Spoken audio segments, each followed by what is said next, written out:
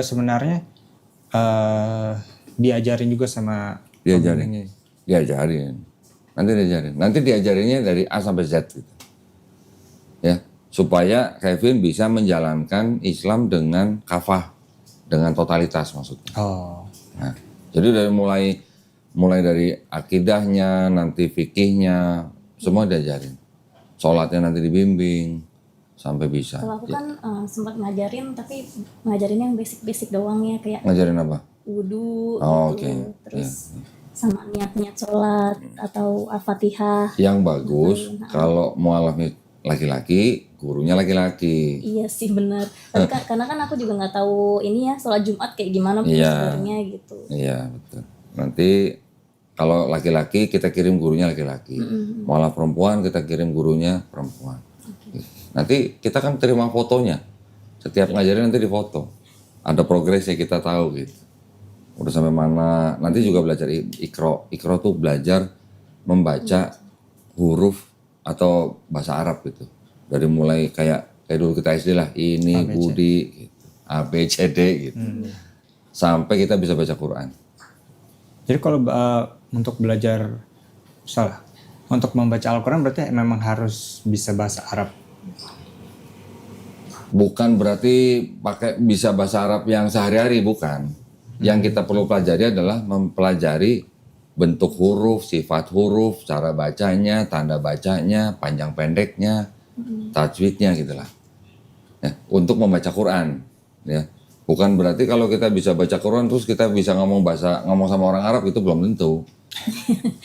Paling hanya beberapa kata kita paham lah. Tapi kan grammarnya nanti beda. Nah, kita untuk membaca Quran kita perlu lewat buku yang namanya buku Iqra itu. Nanti diajarin dari mulai hurufnya, tanda bacanya, cara bacanya, panjang pendeknya. Itu nanti semua diajarin. Jadi begitu ke Quran udah nggak kaget gitu. Kalau langsung ke Quran bingung dong. Bentuk hurufnya aja kita nggak tahu. Iya, pusing Ya kan? Bacanya gimana? Taruh tanda baca gini gimana bunyinya? Tanda baca itu kan untuk memberikan vokalnya. Gitu. Ada tanda baca untuk yang panjang pendeknya. Gitu. Pokoknya semuanya nanti diajarin, nggak dilepas kok, tenang aja. Makin pintar baca Quran, makin kita nge-push gurunya untuk supaya lebih pintar lagi bacanya. Ya benar. Karena kita punya rumah Quran. Kita ada rumah Quran, kita juga kita ada rumah, kita punya santri-santri, kita di situ kita didik untuk menjadi penghafal Quran. Penghafal Quran. Jadi bacaannya juga dibenerin, hafalannya diperiksa dan sebagainya. Sampai ada yang hafal Quran. Nanti kalau udah hafal, diwisuda. Jadi guru gitu.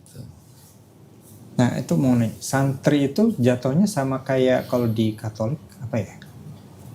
Romo? Ya murid lah, enggak, santri itu murid. Bukan Romo jatuhnya. Romo kan udah, kalau Romo di Islam tuh ustadz gitu. Iya ustadz. Oh dulunya gerejanya apa? Katolik atau Kristen? Protestan? Cuman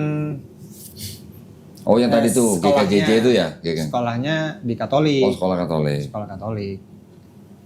Sekolah Katolik gerejanya GKJJ gitu. Ya. Jadi mau nggak mau kan kalau sekolah Katolik kan ada perayaan ya dengan cara Katolik lah. Jadi mau nggak mau lihat dan tahu kayak gini. Jadi, sekolahnya di mana dulu? Bogor. Kalau SD Regina Pacis, kalau SMP SMA Budi Mulia. Bogor. Yang dekat katedral itu. Katedral Bogor yang dekat. Nah saya dulu SD-nya, gerejanya yang di GPIB yang kan ada istana tuh, kan ada tiba-tiba muncul satu gereja nyempil di dalam istana di pinggir, luar. Di luar, di pinggirnya, jadi seberang-seberangan sama SMA 1 Bogor. GPIB ya. GPIB. Iya ada. Pernah dipaksa nggak sama Reni suruh masuk Islam? Enggak ya? Enggak kan? Bukan dipaksa sih bahasanya. Oh, bukan dipaksa, ditantang. Diarahkan. Oh, diarahkan. Dikenalkan. Oh, dikenalkan. Kalau paksa terlalu kasar jatuhnya. Karena di Islam tidak ada paksaan. Ya. Islam tidak boleh memaksa orang untuk masuk Islam. Kita mengajak boleh, tapi nggak boleh memaksa. sebenarnya kan dari awal kan ngasih pilihan ya. Jadi kalau mau lanjut pacaran kayak gitu, aku nggak akan pindah gitu. Tapi kalau misalnya Kevin yang nggak mau pindah, ya nggak apa-apa, nggak usah lanjut gitu. Aku bilang gitu. Waktu awal-awal kan ya. Jadi sebelum semakin jauh ya mendingan nggak usah dilanjutin gitu. Tapi kan itu kan pilihan Kevin kan. Benar. Iya. Karena memang semua agama yang ada di Indonesia semuanya melarang nikah beda agama, termasuk Kristen Katolik. Ya, semuanya. Sebenarnya pertimbangannya bukan karena beda agamanya itu sih, bukan karena secara hukum itu juga mungkin iya, tapi alasannya juga karena ya nggak mau paksaan gitu, jangan karena maunya sama aku akhirnya dia pindah, tapi dia harus mempelajari dulu karena kan banyak kasus nanti pas lagi di tengah-tengah terus balik lagi ke agama yang sebelumnya gitu. Aku nggak mau kayak gitu. Betul, banyak terjadi begitu. Bolosnya bolak-balik begitu. Bisa. Ya namanya di Indonesia kan bukan negara yang menjalankan syariat agama tertentu, ya kan? Indonesia kan negara sekuler. Jadi ketika orang diberikan hak untuk memeluk agama pilihannya, ya kapanpun dia bisa ganti-ganti gitu. Tapi kan untuk mengganti keterangan agama di KTP kan ada syaratnya. Syaratnya apa? Ada surat keterangan dia pindah agama dari instansi tertentu gitu. Masuk Kristen ya harus ada surat baptis atau apa, masuk Islam ada sertifikat mualaf, baru dia bisa ganti keterangan agama di KTP. Beda sama di Malaysia mungkin. Malaysia orang masuk Islam bisa, tapi keluar nanti dulu prosesnya panjang gitu.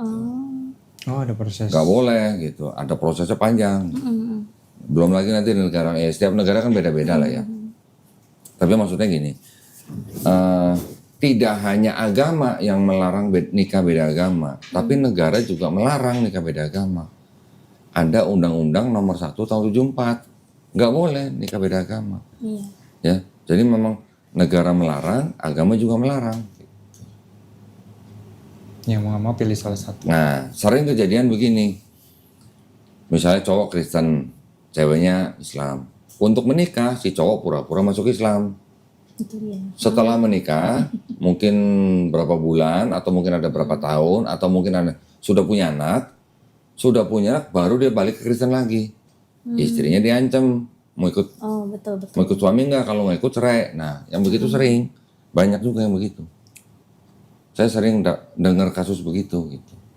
Nanti bahkan udah belasan tahun udah ikut Kristen, nanti giliran pisah si istrinya balik Islam. Ada yang begitu. Datang ke sini, anaknya udah 17 tahun, udah 17 tahun masuk Kristen, balik lagi ke Islam. Ya ada aja begitu.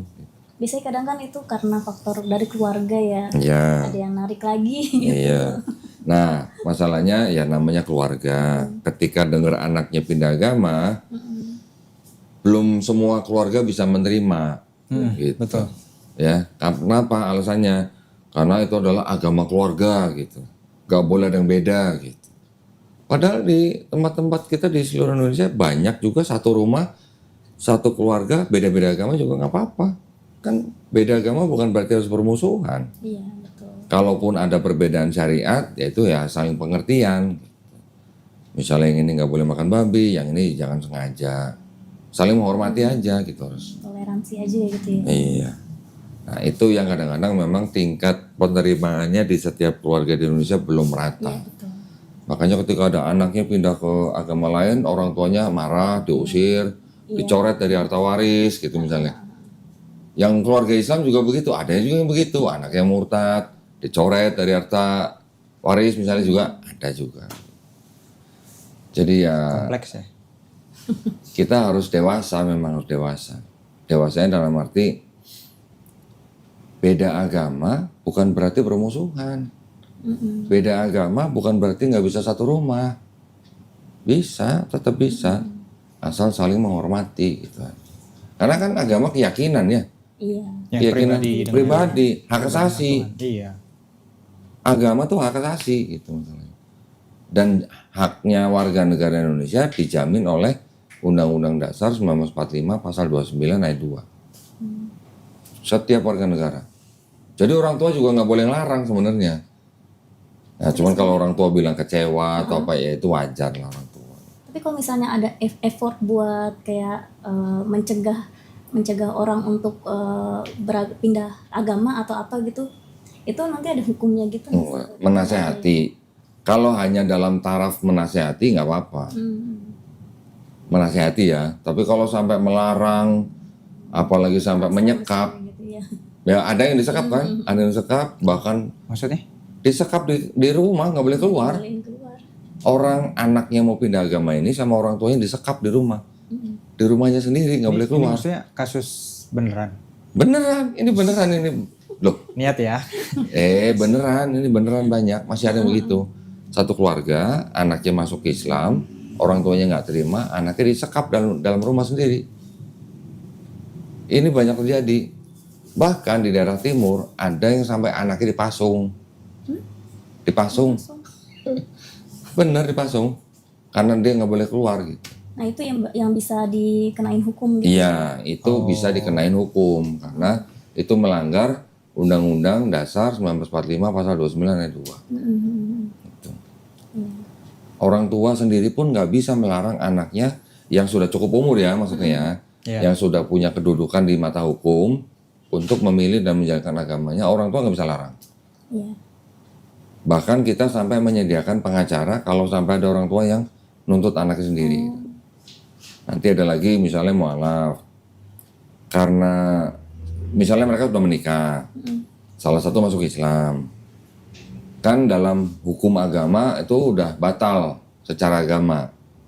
Ya kan? Gitu. Cerai maksudnya. Berarti harus cerai kan? Nah, kita pun menyediakan pengacara untuk mualaf kita mengurus perceraian itu. Sampai begitu kita. Jadi kita membantunya baik dari sisi agamanya juga dari sisi hukumnya juga. Juga dalam pembinaannya. Jadi istilahnya kita ngasih paket komplit gitulah. Sampai segitunya ya di sininya ya. Sampai begitunya. Karena namanya kita juga pembinaan mualaf. Namanya aja yayasan pembina mualaf. Ya berarti ketika ada orang mualaf ya kita harus bantu sampai All in dia ya. benar-benar 100%. jadi muslim yang all in gitu, yang kafah gitu maksudnya. Yang butuh bantuan pembinaan kita sediain, yang butuh bantuan kesehatan kita sediain atau sunat kita sediain, butuh bantuan hukum kita sediain, butuh bantuan ekonomi ya kita juga sediain tapi sekedarnya. Bukan yang saya perlu rumah di rumah gitu. Kalau mobil. kalau masih benar saya juga mau. Udah kita duluan kalau Kecilin dikit ya mobilnya motor. mobil udah kita duluan ya. Artinya bantuan ekonomi yang kita kasih itu adalah bantuan yang untuk bertahan hidup, gitulah. Ya untuk makan, untuk tempat tinggal. Tempat tinggal kita bisa sediain kalau sampai si mualaf ini diusir dari rumah. Usir ya banyak yang kayak gitu. Banyak yang diusir, Diusir ya? banyak. Kita sediain tempat untuk mereka tinggal sementara. Saya nggak perlu takut diusir sih. Enggak lah. Udah beda pulau. Kalau sudah di luar pulau, udah gitu udah kerja, sudah mapan, orang tua biasanya udah nggak bisa apa-apa. Tapi ada yang begini, ini cerita aja ya. Anak perempuan seumuran Reni lah, kerja di luar kota. Dia asalnya dari Batam, orang tuanya kerjanya di Pekanbaru. Jauh. Ya lumayan ya. Tapi ketika kerja di Pekanbaru, setelah sekian tahun dia pacaran, begini, akhirnya dia mau masuk Islam, si perempuan ini. Terus akhirnya setelah masuk Islam dia sudah syahadat, dia kasih tahu orang tuanya disuruh pulang ke Batam. Dia pulang sampai di rumah disekap di rumah. Nggak boleh pulang lagi. Nggak boleh balik ke Pekanbaru gitu kan, dia kerja di Pekanbaru. Akhirnya dia bisa hubungin cowoknya, dia juga hubungin saya gitu. Akhirnya kita koordinasi, ada teman-teman kita datang ke rumah orang tuanya, mediasi baik-baik, ngomong baik-baik, bukan digerebek bukan. Maksudnya Mikirnya kesana digerebek. enggak. Buka pintu. Yang datang ke situ juga ada orang yang paham hukum dong. Kita juga harus kirim pengacara, ngobrol baik-baik. Ya sudah, orang tua baru sadar nih. Oke, dilepas anaknya kembali ke Pekanbaru. Baru seminggu di Pekanbaru orang tuanya nyusul. Si anak dibawa ke gereja. Ya, dibawa ke gereja untuk ngobrol sama pendetanya. Maksudnya untuk dinasehatin lah. Itu masih nggak apa-apa, masih nggak melanggar hukum. Tapi ketika dibawa gereja itu, si mualaf itu, dia kan sambil WhatsAppan nama saya ini.